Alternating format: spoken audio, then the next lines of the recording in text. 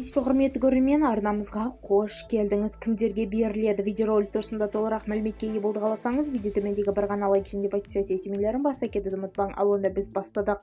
Тегін дәрі-дәрмек кімдерге беріледі? Елімізде тегін дәрі-дәрмекпен қамтамасыз ету жүйесі заңмен бекітілді. Тіпті ол мемлекет кепілдік берген медициналық көмектің маңызды бөлігіне кіреді. Алайда іс жүзінде бұл мүмкіндік барлық азаматтарға бірдей әрі үздіксіз қолжетімді ме деген сұрақ қоғамда жиі көтеріледі. Әсіресе әлеуметтік желіде тарқалған ақпараттардан кейін бұл тақырыпқа қызығушылық артты деп хабарлайды өзгеріс.кз инфо дигитал бизнеске сілтеме жасап.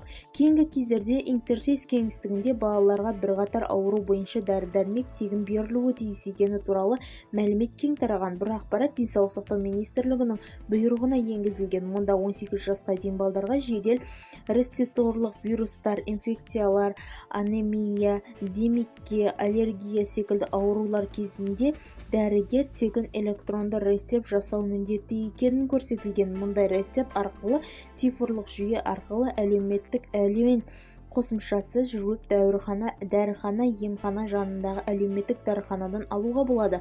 Алайда практикада бұл жүйенің жұмыс істеп біркелкі емес. Кей азаматтар қажетті дәрілерін еш қиынсыз алғанын айтса, енді біреулер керісінше дәрі тапшы екенін немесе рецепт жазуда бас тартқысы келетінін.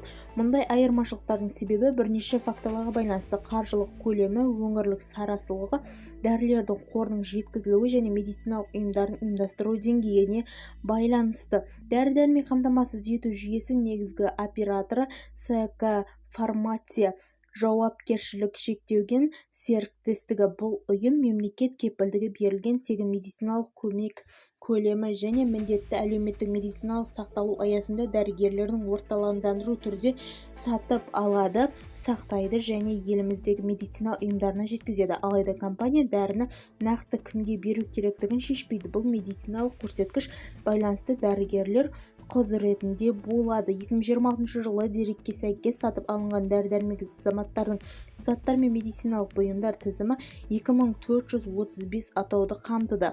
Бізді тамашалауды жалғастырыңыз, сау саламат болыңыз.